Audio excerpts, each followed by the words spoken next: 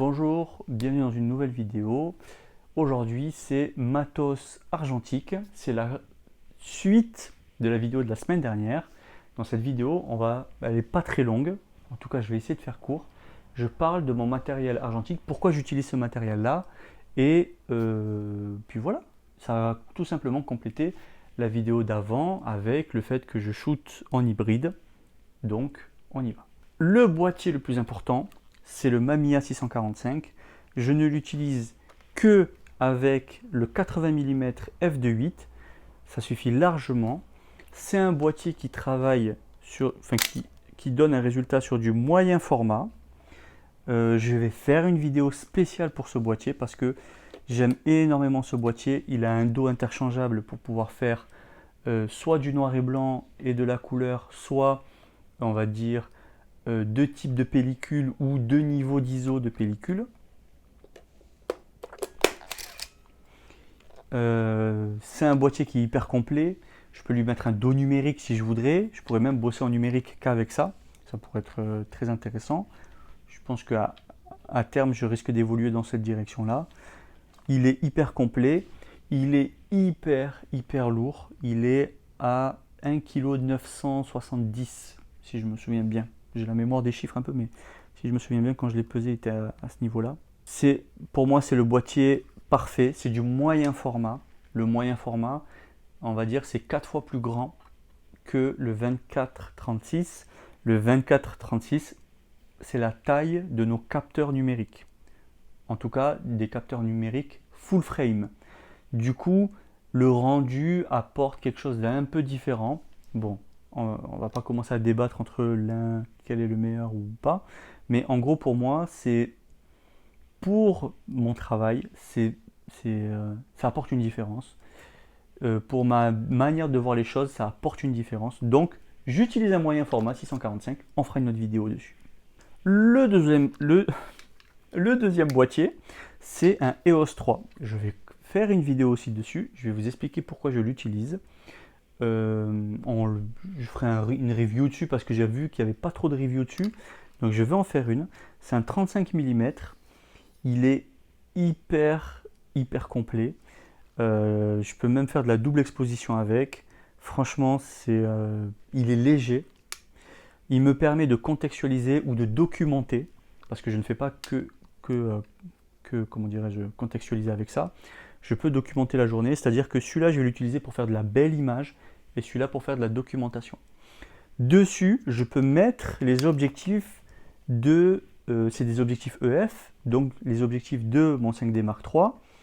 Donc je peux lui mettre le 50 mm 1.2 dessus pour avoir encore une plus belle image avec une belle pellicule. Je peux lui mettre le 35 mm quand j'ai besoin de contextualiser. C'est le parfait combo pour moi. Voilà, c'est les deux boîtiers que j'embarque avec moi quand je fais un mariage full argentique. Aujourd'hui, je n'ai pas forcément de backup. Bon, un peu comme la vidéo que tu as vue sur le numérique, je compte un peu sur les deux boîtiers pour que l'un soit le backup de l'autre. Même si après, j'ai pas forcément le rendu du moyen format, j'estime que si au moins j'ai des backups, s'il m'arrive un pépin, que je rends quelque chose en fait, grâce au backup de l'un ou de l'autre. Voilà. Bon, si celui-là me lâche, je dirais que c'est moins grave parce que je suis capable d'assurer un mariage au moyen format. Mais si celui-là me lâche, ça va être un peu plus compliqué. Enfin, un peu plus compliqué, en tout cas, je récupère le mariage avec ça, mais j'aurai pas les belles images que je veux. Maintenant que j'ai ces deux boîtiers-là, avec ces deux objectifs, ce qui accompagne ce boîtier-là et qui est absolument indispensable pour un photographe argentique, c'est le lightmètre, le posemètre, le lecteur de lumière, je ne sais pas comment dire, le flashmètre également, ça s'appelle je crois. C'est le Sekonic L358. Il permet en fait de mesurer la lumière en fonction de là où on est. On lui règle les ISO et puis on règle l'ouverture, on mesure la lumière et puis voilà. Indispensable. L'avantage de la pellicule, enfin l'avantage de la photographie en argentique, c'est que je mesure une fois la lumière. Et hormis si la lumière change, je n'ai plus besoin de mesurer, je n'ai plus besoin de refaire attention à ce que je suis bien exposé ou pas.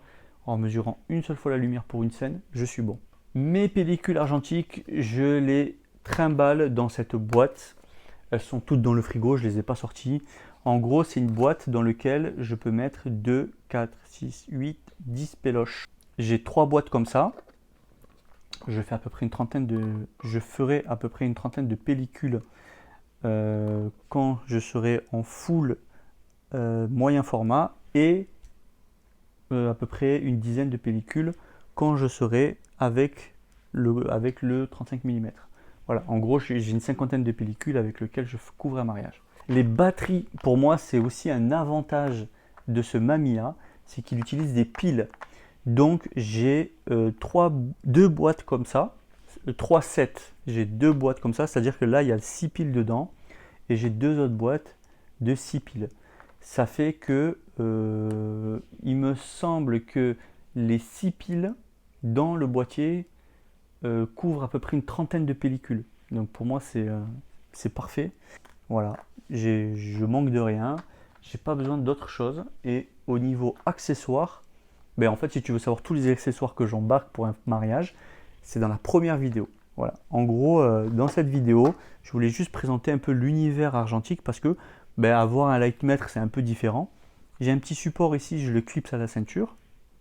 Lui, il est sur la bandoulière, enfin sur la double sangle avec le boîtier numérique à côté.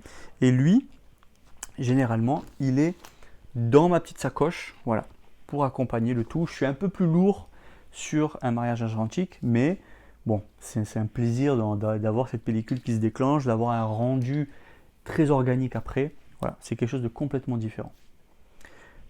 C'était tout pour cette vidéo. J'espère qu'elle t'a informé, qu'elle t'a apporté des choses intéressantes. N'hésite pas à mettre en commentaire si cette vidéo t'a plu. Le petit pouce pour dire que cette vidéo te plaît, ça va beaucoup aider cette chaîne. N'hésite pas à aller en mettre dans d'autres vidéos aussi, ça peut être sympa. Et puis voilà, c'était tout. À bientôt pour d'autres vidéos.